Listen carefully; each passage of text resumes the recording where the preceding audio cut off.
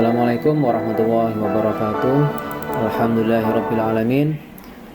Pada kesempatan yang berbahagia kali ini saya akan menerangkan tentang klasifikasi engine, di mana materi ini terdapat pada mata pelajaran engine dan unit alat berat semester 3 kelas 11 TAB.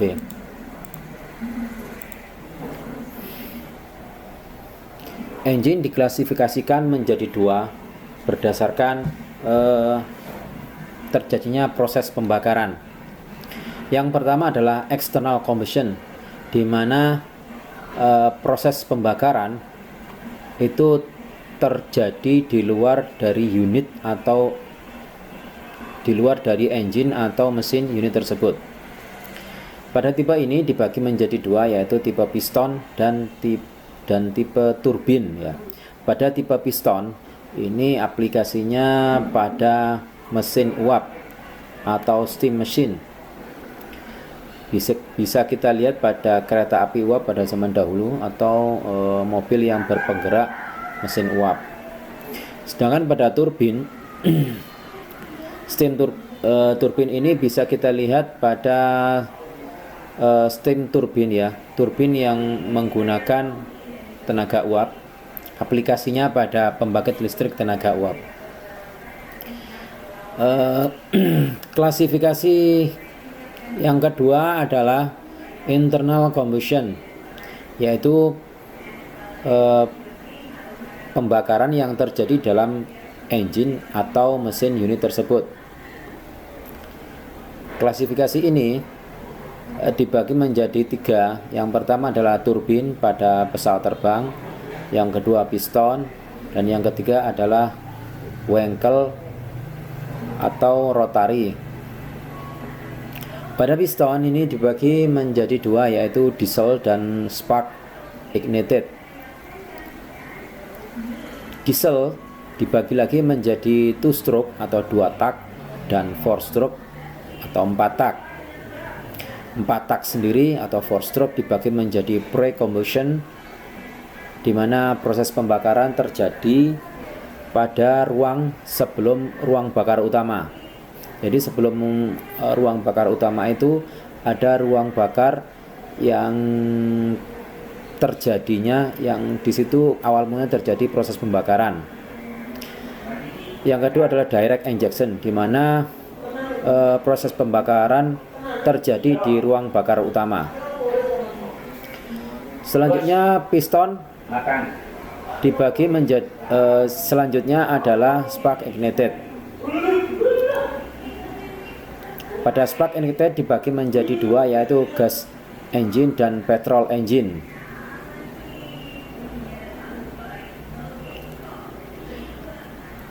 Selanjutnya kita bahas pada external combustion. Yang pertama adalah piston pada steam machine. Seperti yang kita lihat di sini ada gambar kereta api uap, di mana uap yang dihasilkan dari proses pemanasan air dipakai untuk mendorong piston. Ini adalah simulasi pergerakan dari mekanisme piston pada steam machine kereta api uap. Bagian yang berwarna merah dan berwarna biru kehijauan ini adalah uap ya, uap yang bertekanan tinggi yang diarahkan ke ruang silinder sehingga mampu mendorong piston yang bergerak ke kanan dan ke kiri. Piston ini terhubung dengan connecting rod yang dihubungkan lagi dengan flywheel, di mana flywheel ini nanti menjadi sekaligus berfungsi sebagai roda yang terhubung dengan roda di depan dan di belakang, sehingga menggerakkan semua roda pada kereta api.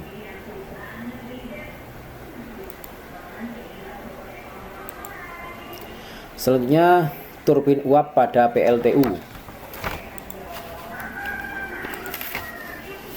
Uap diperoleh dari proses pemanasan air dengan bahan baku batu bara atau yang lain, dan kemudian dipakai untuk menggerakkan turbin. Konstruksi turbin dipasang secara bertingkat ya, bersusun secara bertingkat dengan tujuan untuk meningkatkan energi kinetis secara optimal. Dengan demikian efisiensi turbin menjadi tinggi karena energi yang tidak termanfaatkan relatif kecil. Selanjutnya kita membahas tentang turbin pada pesawat terbang. Di sini pada konstruksi kita lihat bahwa komponen utama dari pesawat terbang ada kompresor, ada turbin, ada nozzle, combustion chamber, shaft, dan bagian inlet. Adapun cara kerjanya adalah sebagai berikut. Pertama, udara dari depan pesawat masuk ke turbojet melalui inlet. Inlet ini berupa diffuser, yaitu bagian untuk merubah kecepatan udara yang tinggi menjadi tekanan yang tinggi dengan cara menurunkan kecepatan. Perlu diketahui bahwa kompresor akan optimal bekerja ketika udara masuk berkecepatan rendah. Kedua, udara berkecepatan rendah dan tekanan tinggi di atas kemudian memasuki kompresor untuk dikompresi atau dinaikkan tekanannya. Penaikan tekanan ini sangatlah tinggi dan rapat. Semakin tinggi, maka performa mesin akan semakin baik.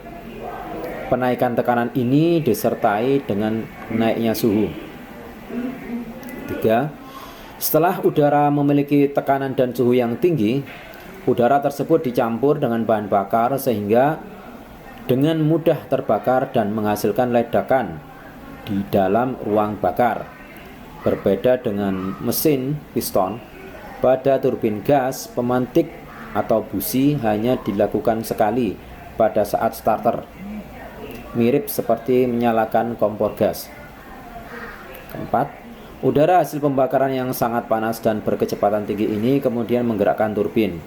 Turbin berfungsi merubah energi panas dan energi dari kecepatan udara tersebut menjadi putaran yang sangat tinggi.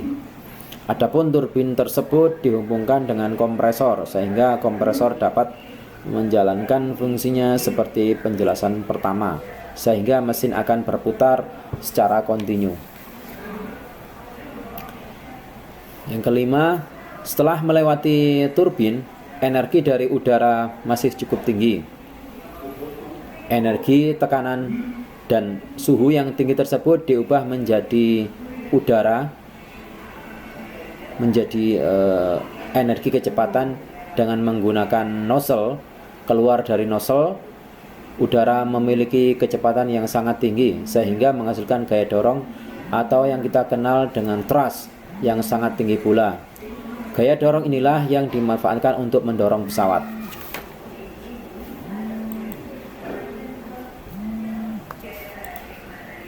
Selanjutnya adalah piston.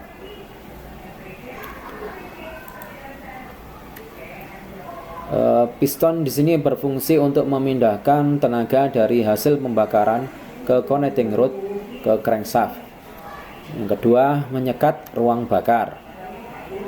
Yang ketiga, memindahkan panas dari ruang bakar melalui dinding silinder dan coolant.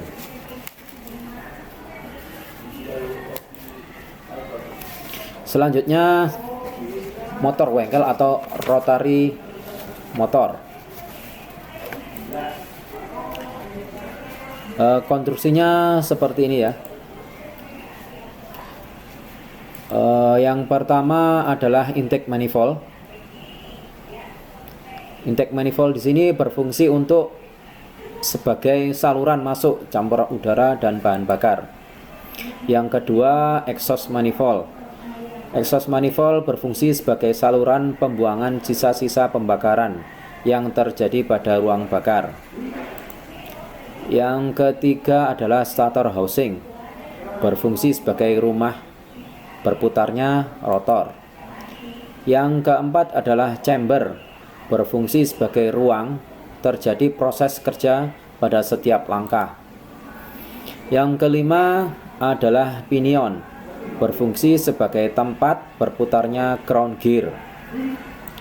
Yang keenam adalah rotor, berfungsi menghisap campuran